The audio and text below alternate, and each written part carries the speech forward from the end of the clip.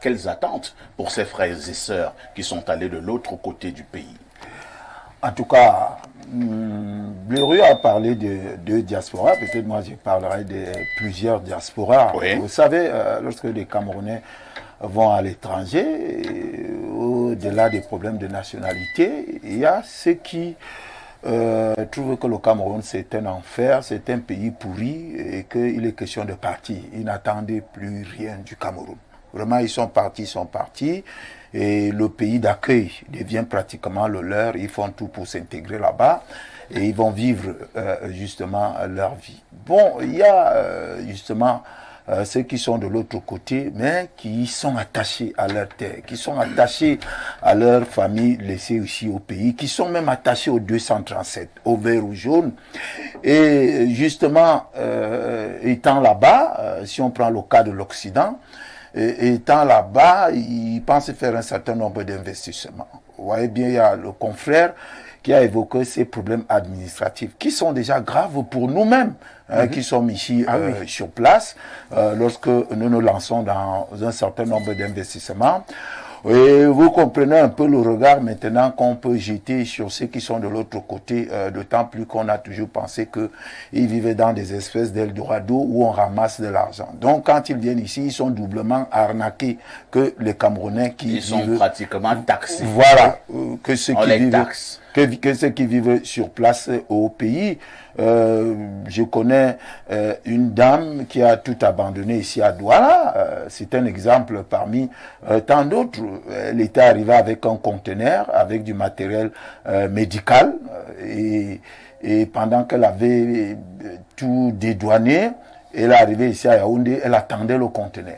Et le jour où le conteneur devait la rejoindre à Yaoundé, qu'on lui dit non, le conteneur est encore bloqué là-bas au port, on aurait découvert un paquet de biscuits, n'est-ce pas, dans ce conteneur. Alors quand elle est remontée sur Douala pour savoir ce qui se passe, on lui dit que mais non, ce conteneur n'a pas dit qu'elle transportait des aliments. N'a pas dit qu'elle transportait des aliments. Pour un paquet de biscuits. Pour un paquet de biscuits, qu'elle dit d'ailleurs que parce que le conteneur étant ouvert, n'est-ce pas, dans la cour de chez elle, c'est sûrement l'enfant qui avait balancé ce paquet à l'intérieur.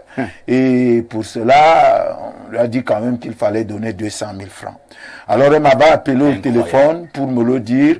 Cette jeune Camerounaise originaire de Nkouaban ici, elle pleurait au téléphone, elle me disait ce n'est pas possible pour son pays. Un matériel médical parce qu'elle peut l'avoir, parce qu'elle connaît les problèmes qu'il y a ici, et que si elle peut faciliter les choses et donner ça aux Camerounais, ce n'est pas pour son hôpital à elle, offrir ça à n'importe quel hôpital pour que ça serve aux Camerounais, et qu'elle soit traitée de cette façon, elle ne recommencera pas. Voilà. Donc, voilà un peu ce que vivent certains Camerounais de la diaspora quand ils veulent venir investir ici. Donc je crois que la première des choses pour des Camerounais de la diaspora qui pensent investir au Cameroun, on verra bien que pour la plupart, ils se sont butés, n'est-ce pas, à notre administration.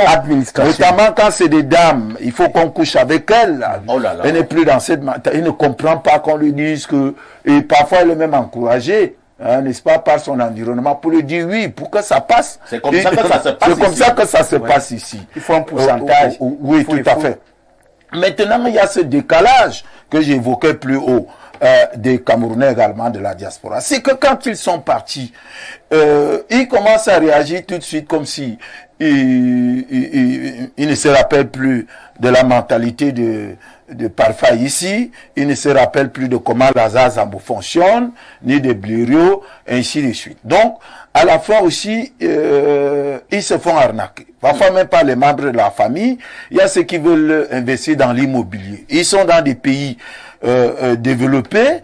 Ils savent très bien que quand vous voulez vous lancer dans l'immobilier, il faut rencontrer des véritables experts.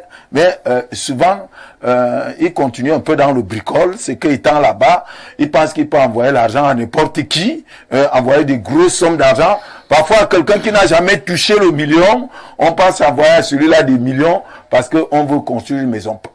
Alors, sachant que nous-mêmes qui sommes ici, si vous vous lancez dans la construction d'un chantier, la manière dont vous devez tenir en laisse les différents techniciens, n'est-ce pas, qui doivent opérer des travaux chez vous, mais parfois, on les voit souvent perdre la tête, courir le risque d'envoyer des grosses sommes d'argent, n'est-ce pas, à un cousin, à un ami, ensuite, et souvent, il se trouve arnaqué.